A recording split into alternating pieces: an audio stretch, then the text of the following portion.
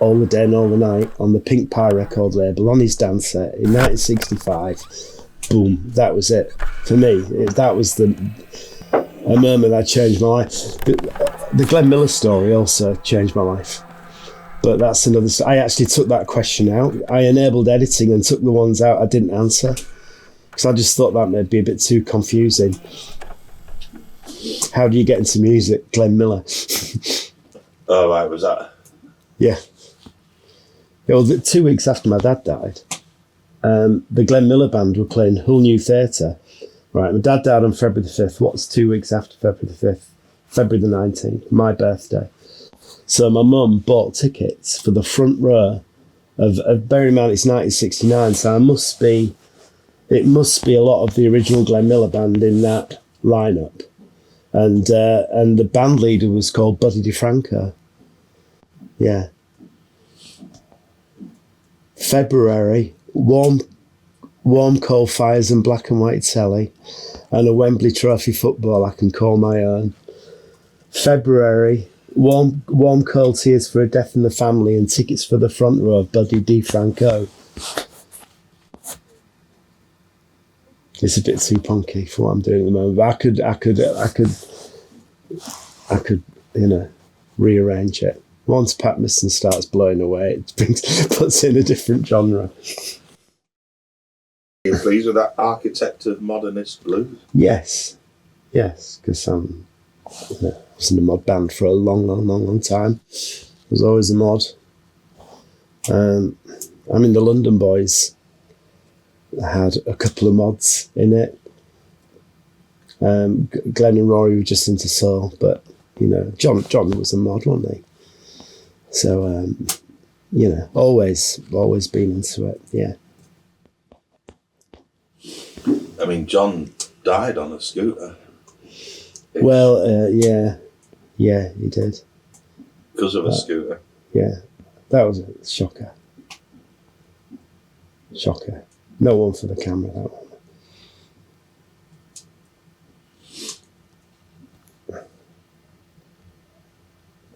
I thought you weren't good at being interviewed.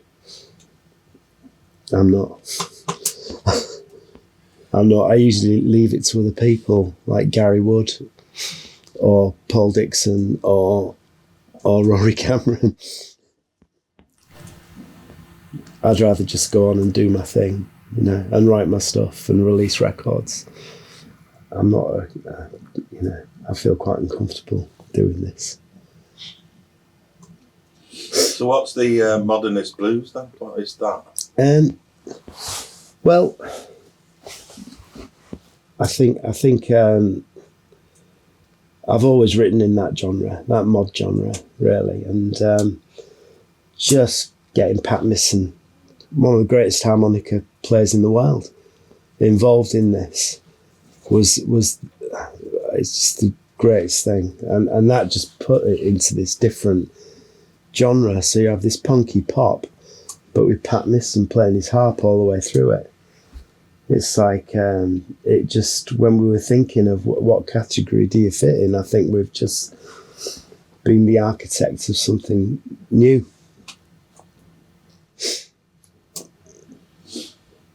What sort of modernist and mod then? I mean, is that the... It's the same thing. To you, it's the same thing? Because I met that guy and he said, no, I was modernist. I think when at the end of the mod revival, sort of, there was a lot of the music press hated mod, so people would get around it by saying I'm a modernist, but it's mod, isn't it? What is mod? Oh God. For me, mod's a different thing to different people. I've never had a scooter. I love scooters, but I've never had one. I think it's a genre of music and fashion that go hand in hand.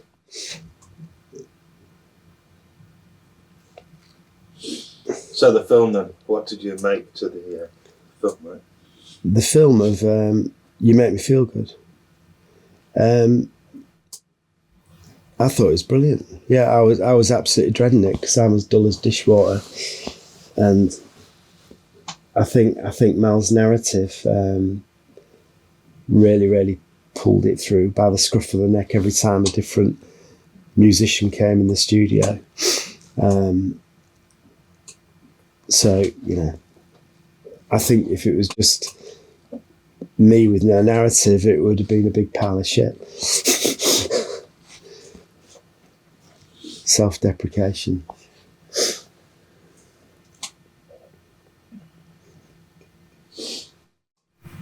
I was surprised that you liked it. So I thought this is a bit off the wall and radical, but the way you responded was like, well, it isn't radical, is it? It's just a film everyone's watching. It's a film. It's a pity you missed one session throughout the whole of the filming, and it was Tom Kaye's brilliant guitar solo. But hey ho, you get that at the end. So I think all the way through it, it's like, fucking hell, is this going to come together? You know, singing out of tune, plinky plonk, with a click track that is really difficult to keep time to. I've never done a solo record arse about face before. I've always gone in with a band, put the bass and drums down first. So it was all it's always a bit weird in the beginning. But then once you get the rhythm section in and you can start building and meandering and trying to keep to what you originally envisaged for the song. But you do have to meander a bit. So yeah. Where were we? Well, that's a couple of times you talked about the difference already of like this solo game that you're in now.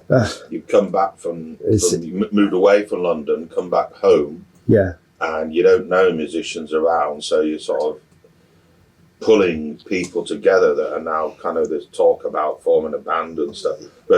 And then somebody else will do the interviews and all that kind of thing.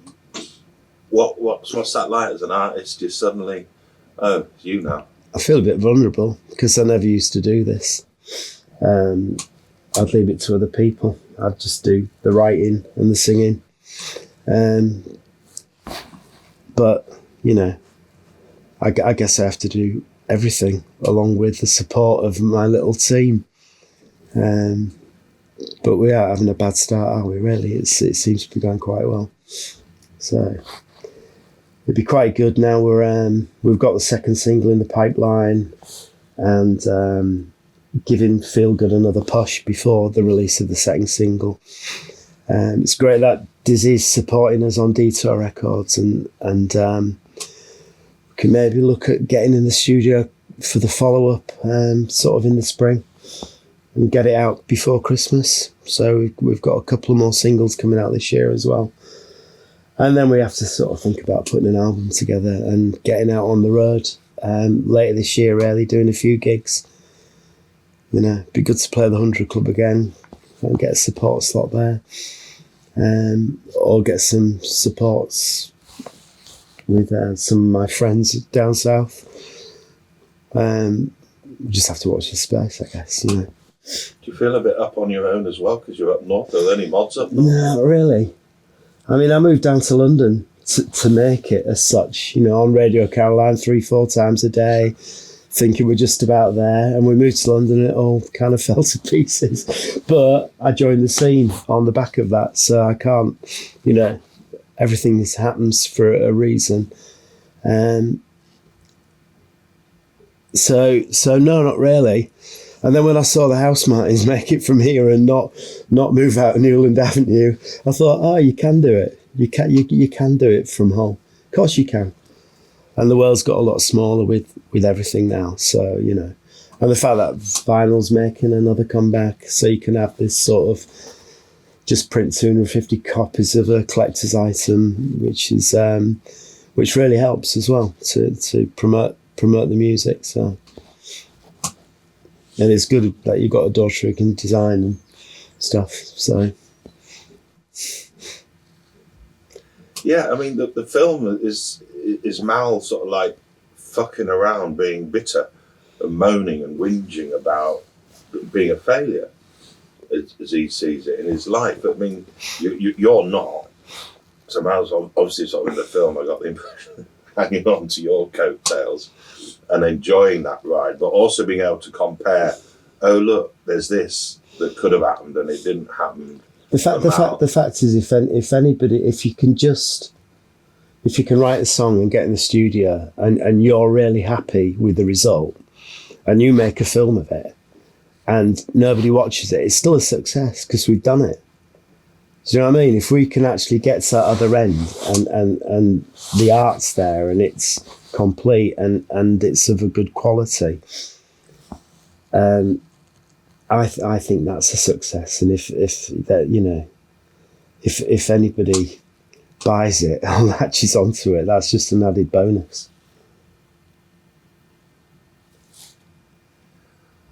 Have you got any advice or what do you say to somebody younger, starting off in the band, going to college, going to uni, doing music and recording and all that kind of thing? What sort of world do you think they're stepping into?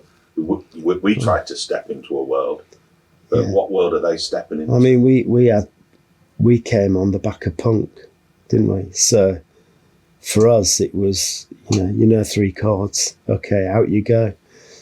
I think with anybody with a musical background, you know, it's got to be beneficial, hasn't it? But some of the best songs are written on 3 chords.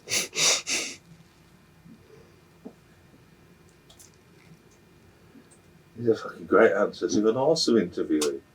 Fucking brilliant. Everything's like an awesome quote. Right, Carl, what else can we talk about? Hey, how was Pat then? So that recording thing.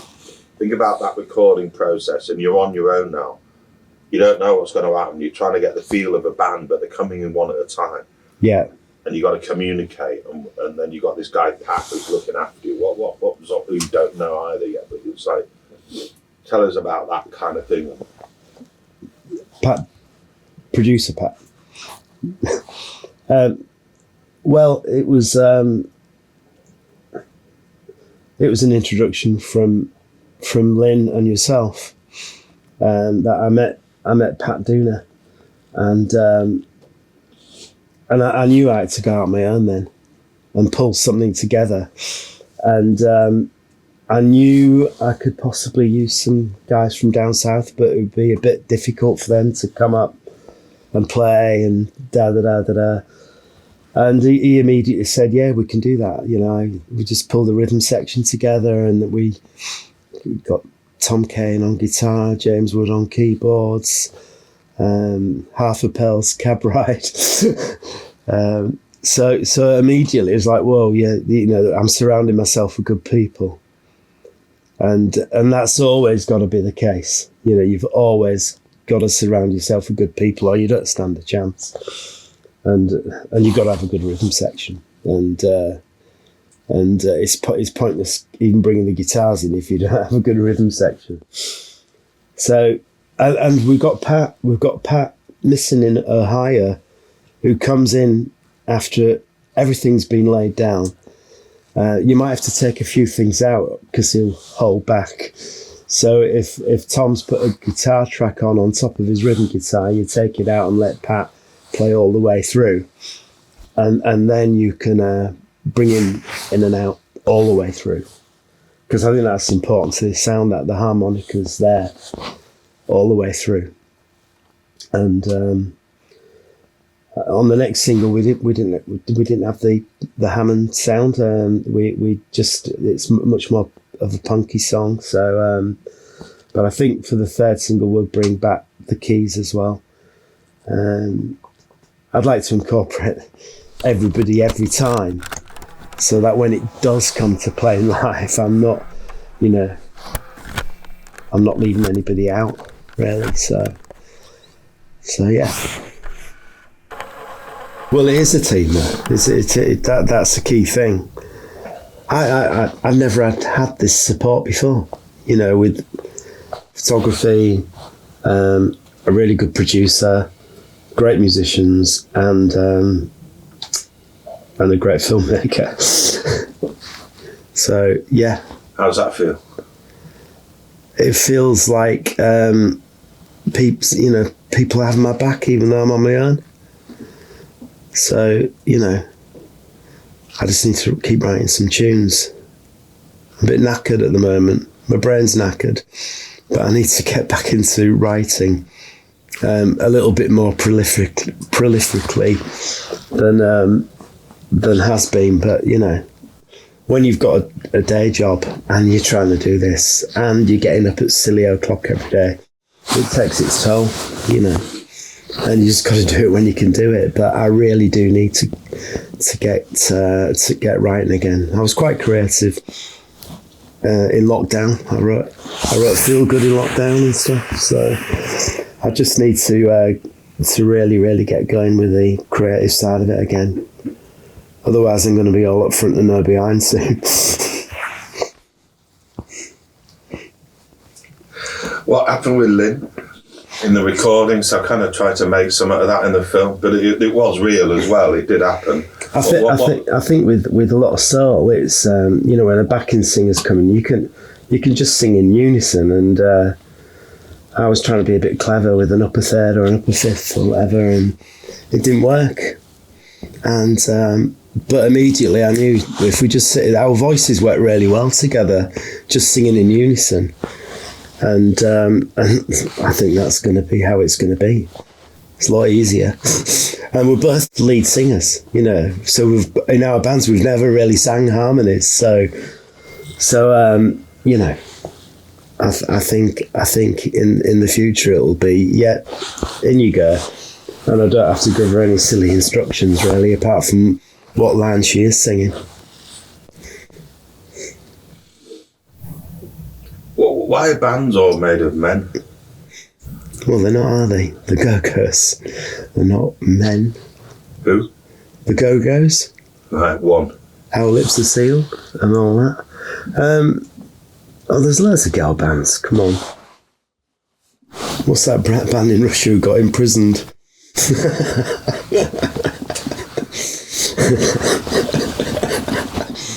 What about Gay Advert? The Bangles.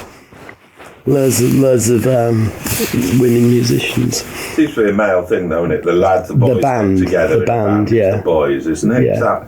What's all that? I don't know. It's, you know, should be more girl bands, really. What, shoulda, woulda, coulda? It's up to the individual, innit? They can go and form a band, or they can just be a singer. You know, it's up to them. You know, hey, her. What do you think when Bob Dylan got a Nobel Prize for Literature? When he done his book's terrible. Tarantula's a terrible novel if you've ever tried to read it, but are lyrics literature? Yeah. I think songwriting is about quirky couplets, and you know, that's you know, when you're writing loads of one lines and they're all quite good and they're not couplets, I struggle, you know, and I have to try and write as many quirky couplets in order to go somewhere. So I think that's the secret to songwriting, and Bob Dylan was a genius at that.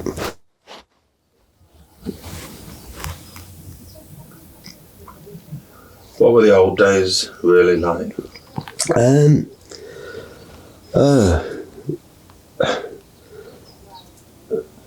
The rose tinted glasses. They were hard, really, because, you know, I was doing shitty little jobs to try and pay for guitar strings and stuff.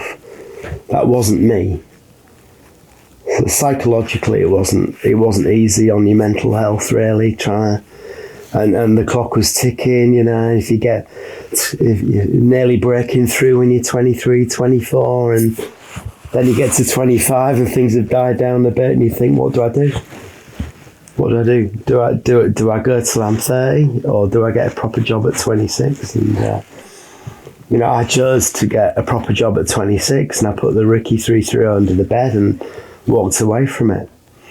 And it wasn't until I moved to Suffolk, and I'm 39, and I moved next door to a chap called Steve Peniston, who had a studio in his house.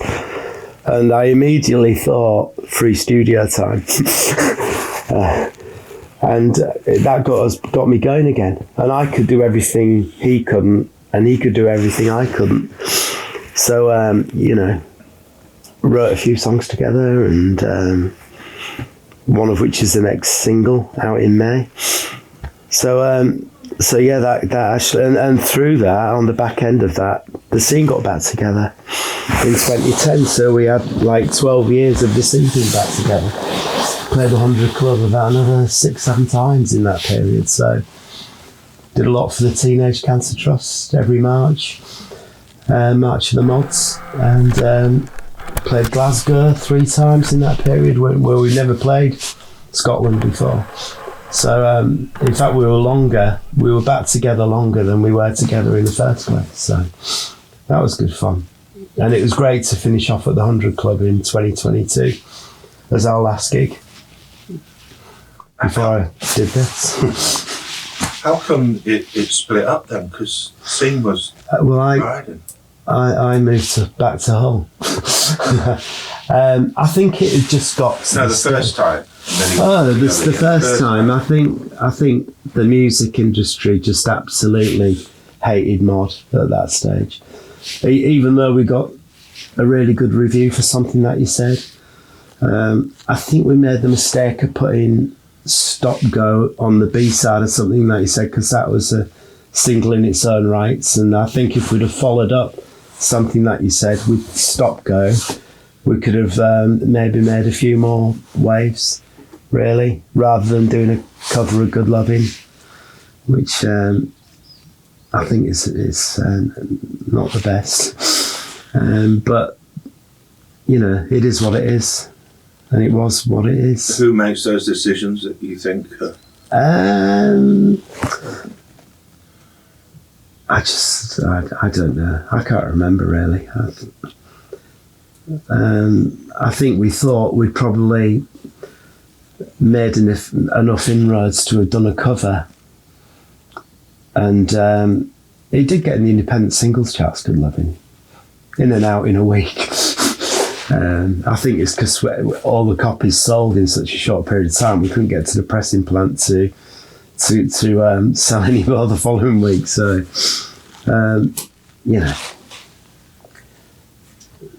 you can't turn the clock back, can you? So, but if I could, I would have put Stop Go as a follow-up single to Something That You Said. Do you feel those kind of decisions being made now? Or is it a different feeling? Oh, I think you can make the right decisions when you've screwed up. Yeah, I think you can use the experience of life to try and box clever and do the right things.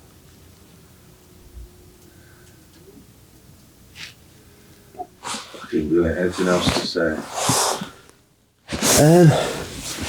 What else?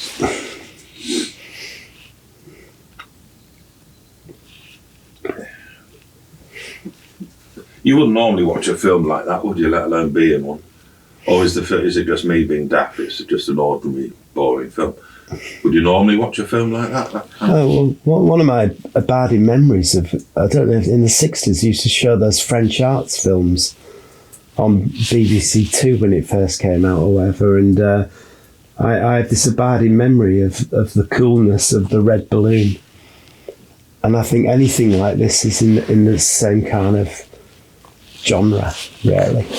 So and that's been, out of all the films I've ever watched, I always go, oh, that was a really cool film, The Red Balloon, So yeah, I would watch a film like this, but it doesn't tend to get screened nationally, does it? It just becomes a cult thing, which is fine. What about ADHD? Apparently you're ADHD. I never... ADHD? Are you? I thought you was. You said that the other day. No. What's your... You got a label now, though? No, I've never been diagnosed with anything, although I am high on the spectrum.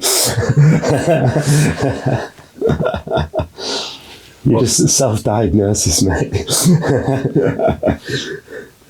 I think Andy Orr, the drummer of the scene, said he knew somebody. He's finally met somebody who's higher on the spectrum than me. I'm mentioning no names.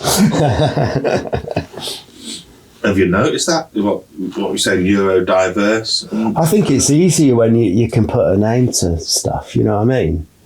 When you realise your struggles in the past when you were growing up, and I mean, you know, not saying boo to a goose off stage, but being able to walk over a white line and be somebody else, you know. What's happening? What's happening? What do you mean, what's happening? Walking over a white line and boo to a goose. Walking on stage and becoming a different person. Yeah. That's what you do. Who walks on stage and is the same guy who was, like, cooking his tea the night before? No.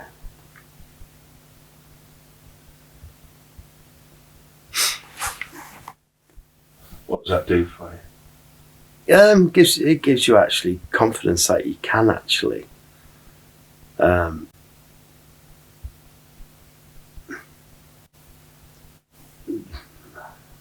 don't know what to say now.